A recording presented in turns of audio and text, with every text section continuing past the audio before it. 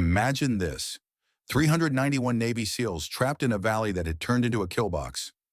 Ammo gone. Radios breaking. The enemy closing from every ridge. Command had already started drafting the loss report because no air support could reach that deep. No helicopter could fly that low, and no pilot was cleared to break the rules. But one woman refused to stand down. Captain Elise Hart, call sign Reaper 5, the A-10 pilot everyone called too emotional, climbed into her aircraft without permission, flipped the safeties off, and took the sky alone. In the next 40 minutes, she'd face SAM missiles, chain guns, and every regulation ever written, and somehow carve a path through the fire to bring 391 Americans home alive.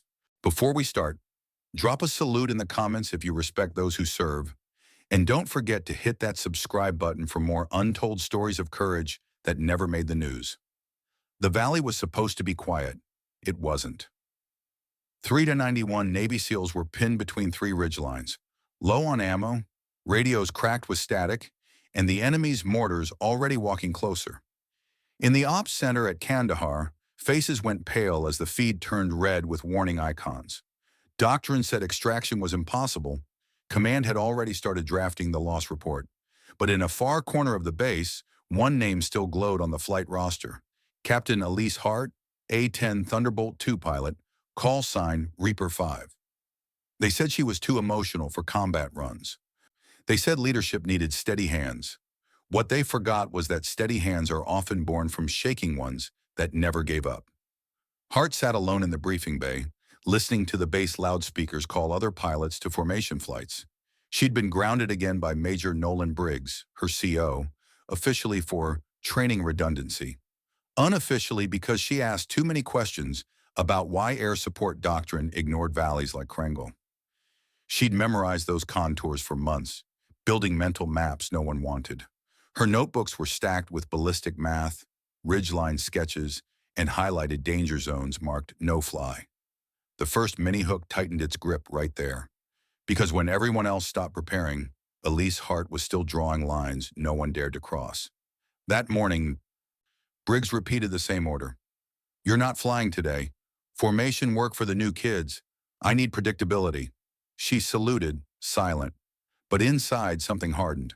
While others ran pre-flight drills, she stayed in the simulator after hours, running the same nightmare again and again. Friendlies surrounded, SAMs in the hills, zero clearance for danger close fire.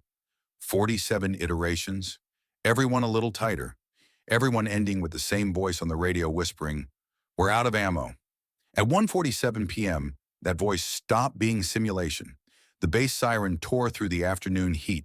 Screens lit up. Krengal Valley, leave feed. Commander Ryan Tate, callsign Trident Actual, had gone silent mid-transmission. Only fragments reached the ops room. Pinned, ammo low, ridge fire north. Briggs looked at the map and asked for options. The room gave him doctrine. Hart gave him reality. Send the A-10. Briggs didn't even look up. Denied. We're not risking an untested pilot. The sentence landed like shrapnel. Outside, the flight line shimmered under the Afghan sun. Hart stood there a long moment, counting seconds, running math in her head. 10 minutes from locker to wheels up, 12 minutes to Korangal. That left maybe 3 to save whoever was still alive.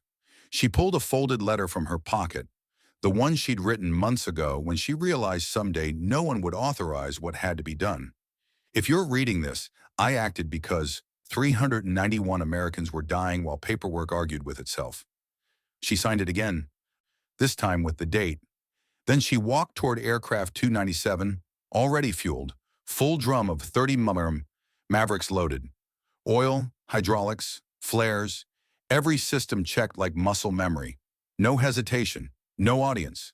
The second hidden hook flared here, because once she keyed the radio, nothing in the manual could bring her back. Any station, this is Reaper 5 departing Kandahar, inbound Korangal. 391 Americans about to be overrun, breaking rules to save them. Tower control went silent. At 2:23 p.m., the A-10 lifted, turbines screaming against the chain of command. Inside the ops center, Lieutenant Casey Monroe stared at her radar trace. "She's actually airborne," he whispered. Briggs clenched his jaw. Patch me into her comms. Static. Then her voice. Reaper 5, 30 miles out. Trident actual, mark position IR. I'll work your edge. Silence, then a breathless reply. Reaper 5, confirmed danger close authority. Her answer cut like steel. I'm authorized to save Americans. Below her, the valley looked like a wound carved into stone. Ridge to ridge, muzzle flashes, stitched lines of light. She dove, lined the reticle just off the friendly strobes, and pressed a half-second burst. The GAU-8 growled, a sound like a rolling thunder. Dust erupted, enemy fire stopped. Hart rolled, pulled, came back again. Short taps, surgical strikes. Her rounds landed inside zones nobody dared to touch. Back at Kandahar, someone whispered, "She's insane." Briggs said nothing. Monroe leaned forward. Or she's rewriting the rule book in real time? Down in the valley, Commander Tate's voice steadied. East gun down, moving teams. Copy, she answered. Stay below the rock lip. I'll walk rounds uphill ahead of you. The radio cadence shifted. Less panic, more verbs. Moving, set, next bound. The ops screen filled with blue icons inching west. One A-10, alone, had just turned a massacre into a plan. But every miracle carries its own math. Her flares were running low. Fuel good, but time bleeding fast. Another ridge lit up. Sam Lock. A missile streaked through the thin air. Hart banked hard left, forcing the tone to break. Dove beneath the ridge, popped up, and fired a Maverick. The explosion rolled like thunder between mountains. First Sam sight down. She circled, terrain masked, hunting the second. Briggs's voice cracked through her headset. Reaper 5, you are not authorized. Return to base immediately. She flipped the command net off, leaving only ground frequency. Tate came back on. West Ridge still hot. I've got it, she said steady. Her next run was lower. Too low for protocol, perfect for survival. She laid a clean burst that shaved the ridge like a sculptor's cut. Muzzle flashes died. The valley paused. Everyone down there knew. An A-10 had just done the impossible. The third hidden hook lands here. Because the moment you think it's over, the storm only shifts direction. As she climbed through the dust cloud, the warning light flickered red again. Another launch tone, different angle, closer. Her hand hovered over countermeasures. Fuel ticking down. Sam team alive somewhere she couldn't yet see. Briggs's voice tried the channel again, muted by static and fury. Monroe stared at the screen, whispering, if she gets hit, we lose everything. Hart steadied the stick, eyes tracing the valley's geometry the way she'd drawn it 100 nights before. Every ridge, every fold.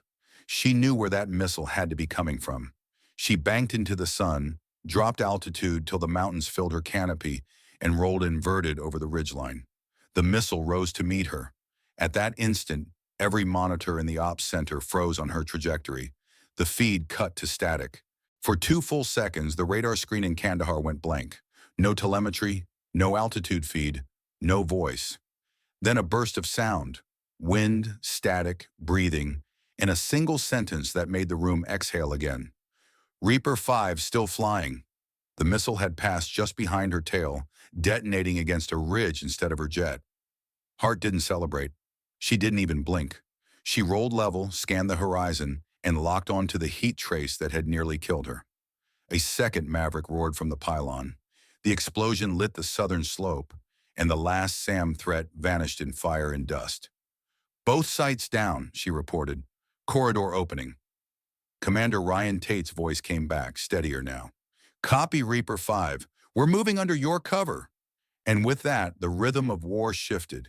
The SEALs were no longer waiting to die. They were moving. Inside the ops center, Lieutenant Casey Monroe whispered to Major Nolan Briggs, Sir, she's turning the valley into a runway. Briggs didn't answer.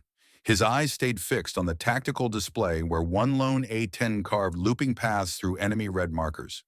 The first surge of momentum hit as Hart began walking her fire uphill, thudding 30-millimeter bursts that split stone and spirit alike. Talk ground, Trident. Push 3 teams west under my fire. Copy. Moving. Their voices fell into a shared rhythm, short, efficient, no wasted breath.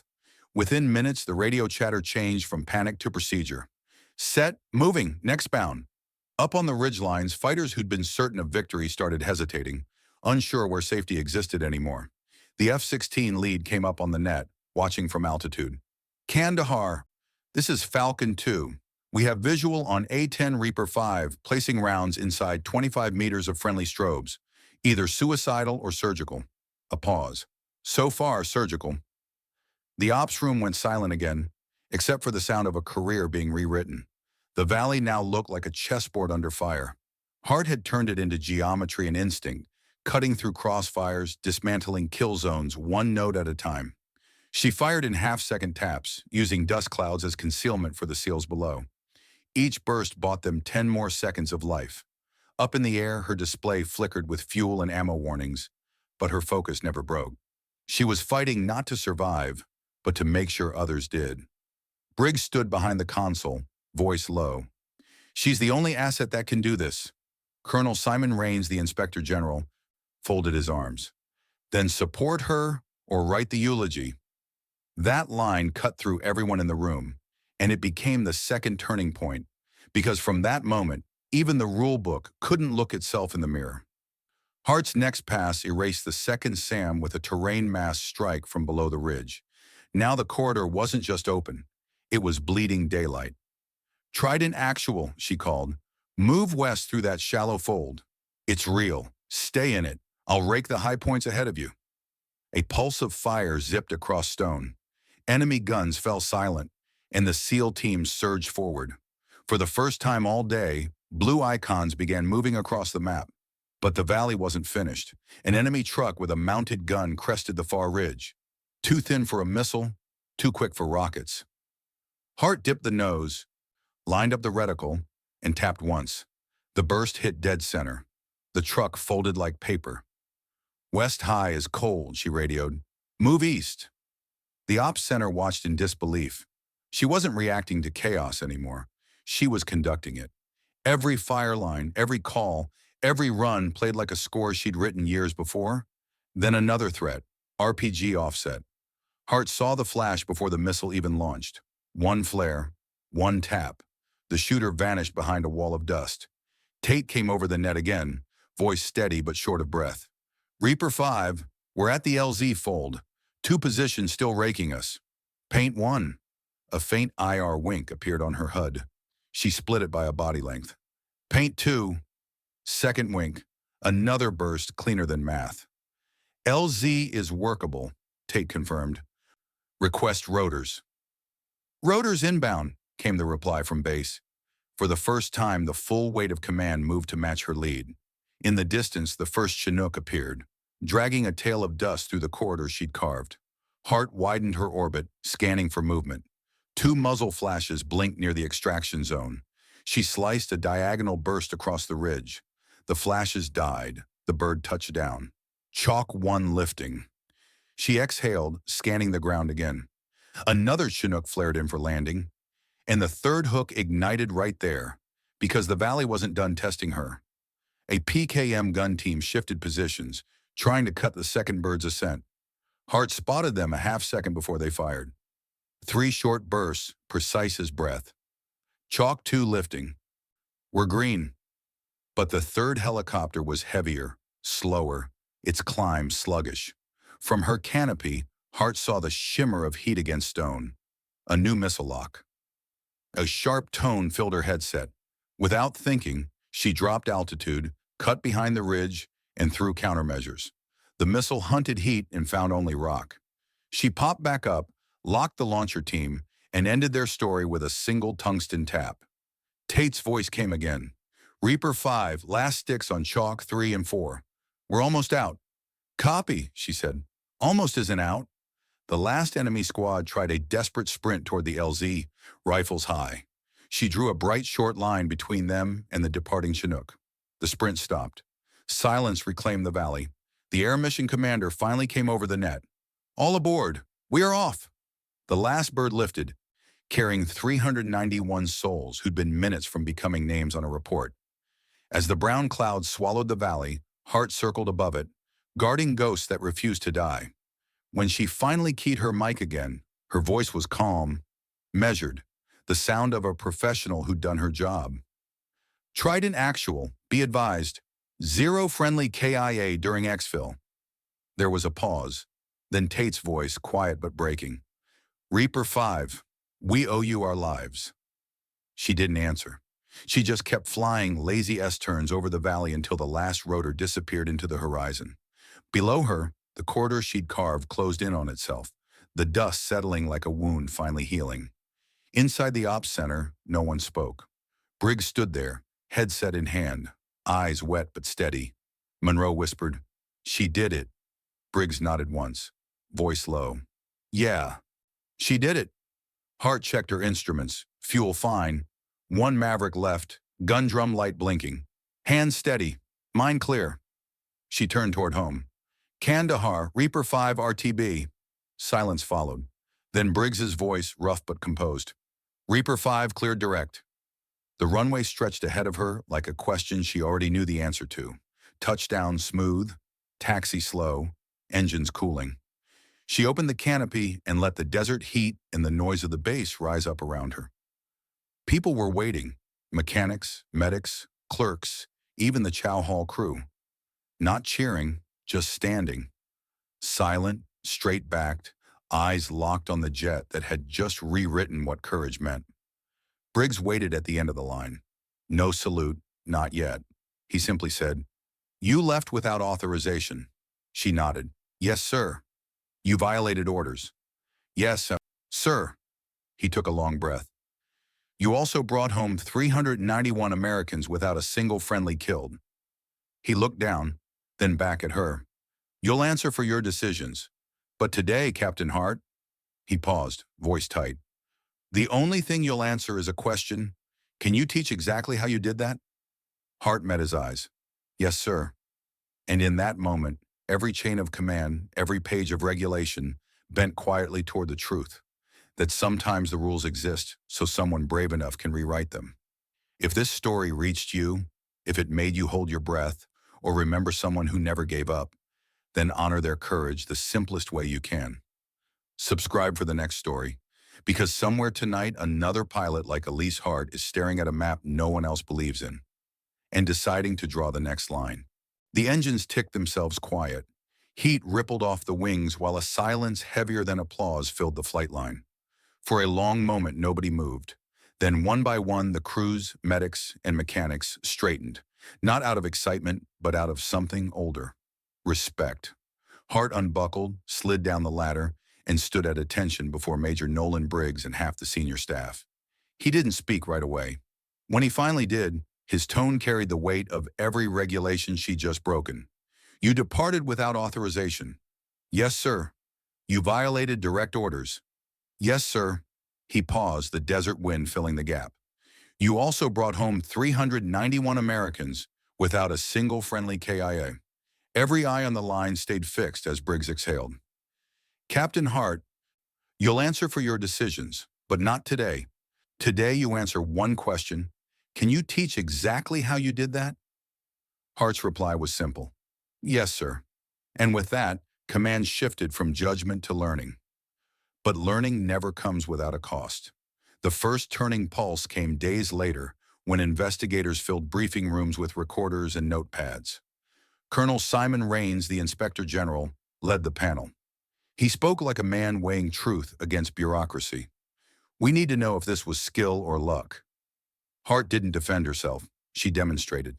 Maps, strike angles, wind drift, elevation math, every detail documented. When they asked why she risked so much, she replied, "Because risk was already there. I just faced it on purpose." Across the table, one of the officers murmured, "She's not just flying the aircraft, she's flying the doctrine." That realization started the quiet revolution. Raines closed his folder. "You broke procedure," he said, "but your procedure was better suited for the problem you faced. We will not reward insubordination, but we will correct the rules that failed you." Outside the conference room, Hart walked past walls covered with new orders for audits and reports. None of it mattered. What mattered was that the next time someone saw a valley like Karangal, they'd have a plan that worked. That thought steadied her hands more than any metal ever could. 6 months later, the patch on her flight suit changed. Close Air Support Development Unit. Her classroom wasn't carpeted. It was a simulator bay that still smelled of oil and metal. Rows of young pilots watched as she drew lines across digital terrain. "Read the ground like a book," she told them. "Every ridge is a sentence, every valley a paragraph. If you can't recite it from 12 angles, you don't know it." She taught taps, not streams, dust as camouflage, math as instinct. She played gun camera tapes, clean runs and ugly ones alike. The misses mattered as much as the kills. At first the room was quiet. Then pilots who used to smirk took notes.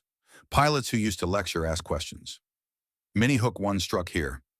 When change becomes contagious, even silence starts listening. Before long, the Marines sent their JTACs. The Army sent aviation liaisons. Special Operations sent the very men Hart had rescued to sit in the front row. They annotated each run like scripture. They remembered what survival had sounded like on her radio. One night, long after the classes ended, Hart stood in that same bay alone. The simulator hummed quietly. On its screen glowed a single phrase she coded into the training script. "When procedure fails, precision takes command." She smiled faintly, knowing someone someday would see it at 3 a.m. and understand. The next wave of recognition came quietly too. An awards formation, simple ribbons, careful write-ups. On paper, she received a reprimand for an unauthorized launch. In practice, she was given responsibility. Briggs found her outside afterward near the flight line. No cameras, no witnesses. "I was wrong about you," he admitted. "I saw risk where there was preparation." Hart nodded. "And I was out of lane." "That's on me." "Then let's redraw the lanes where they should have been." They stood there in the wind, two soldiers agreeing on something the manuals hadn't yet printed. That night, Hart began writing new checklists for missions that didn't fit existing categories. Border valleys where wind lied, city blocks with friendlies upstairs and hostiles below, night extractions where strobes failed. Each page was tested, refined, shared. The doctrine grew not from heroics, but from craft made public. Weeks turned into months. A plaque appeared on a wall in the operations corridor. Polished brass, unadorned, 391 extracted, 0 lost. No names, no ranks, just numbers and truth. People touched it when they walked past, the way you might touch a relic without speaking a prayer. Hart avoided that hallway when she could, not out of modesty, but accuracy.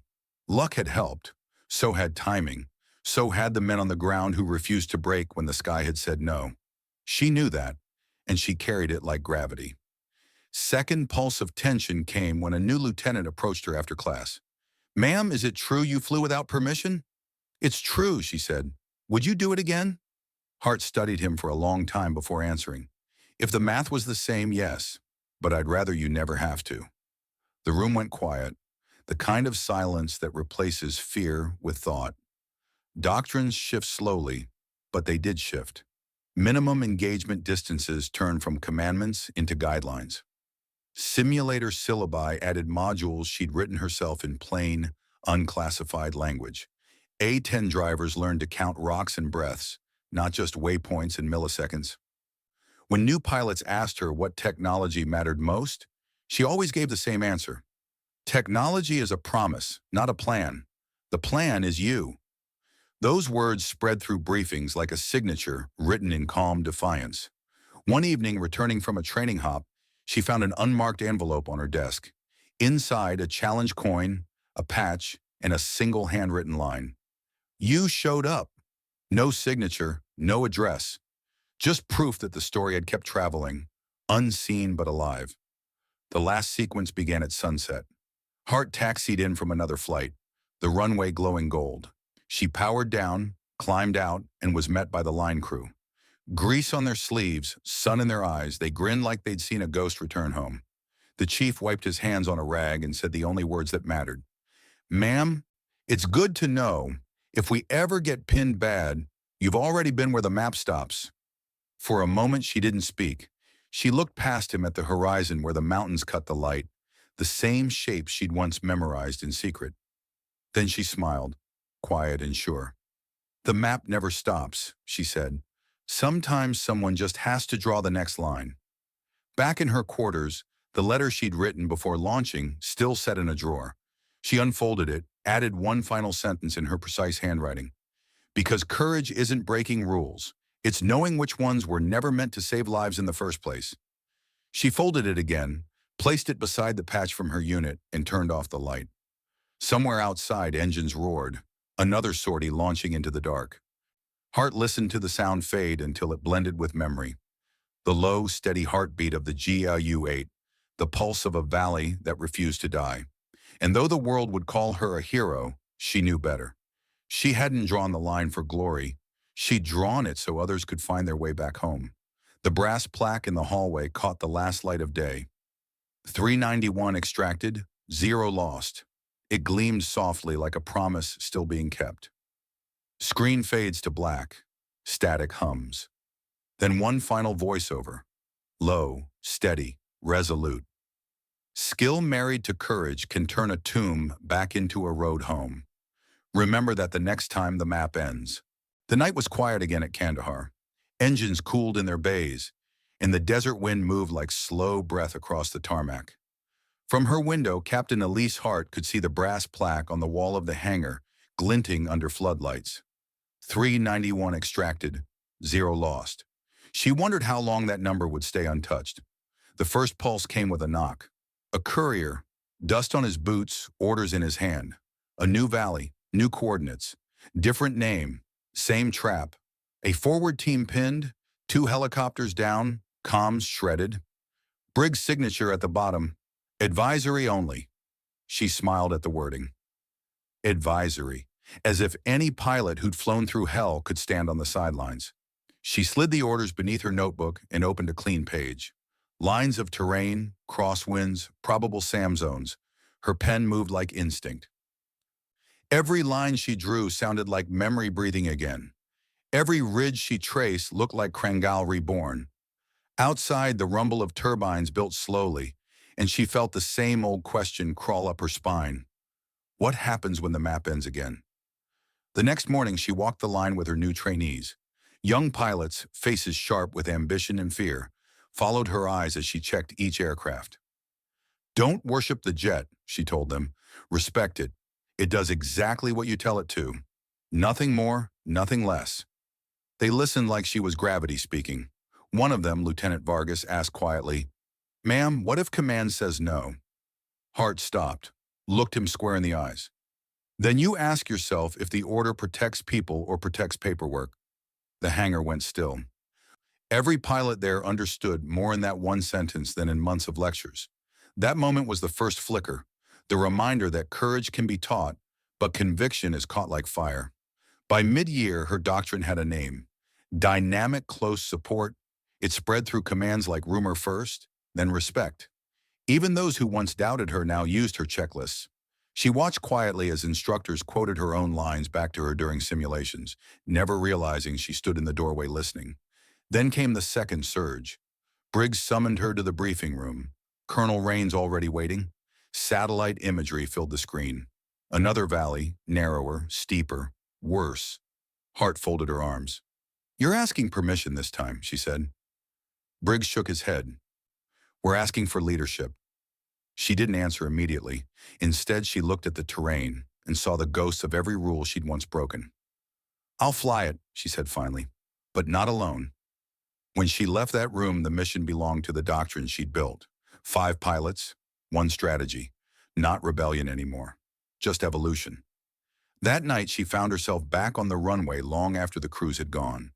The sky was a low ceiling of stars, the same kind she'd flown beneath when everything had been impossible. She reached out, ran her hand along the titanium skin of her A-10.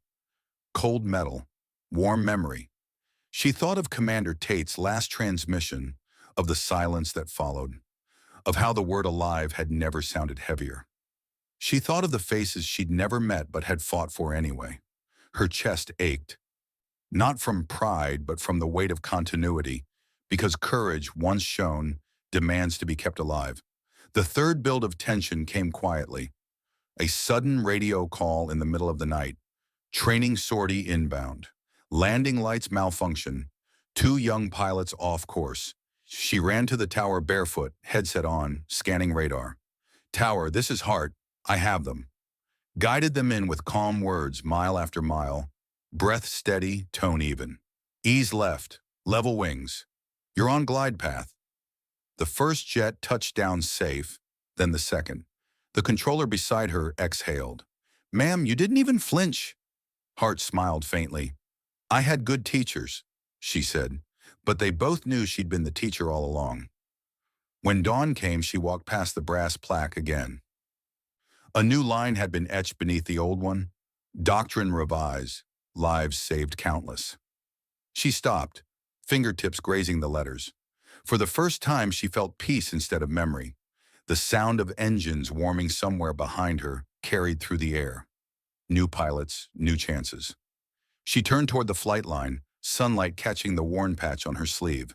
Close Air Support Development Unit, the same unit that hadn't existed before her defiance.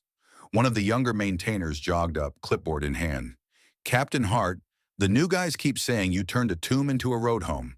Is that true? She laughed softly. No, the ground did. I just refused to stop drawing.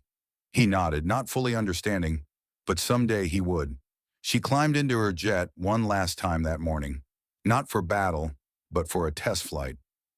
The sun climbed behind her, the world spreading out like paper beneath the wings. From up there, every scar on the earth looked like a signature written in courage. She banked once, looked down at the base growing small below, and whispered to herself, the map never stops. If you're still watching this, if somewhere inside this story you felt your heartbeat change, then don't scroll away. Subscribe.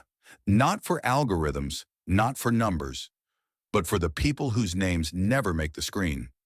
Every view, every click, every voice that keeps these stories alive is another flare in the dark for someone still fighting their own valley. So hit that button. Join the ones who remember, because someday, when another pilot like Elise Hart looks down at the edge of a map and wonders if someone will understand why she's about to cross it, your voice will answer back.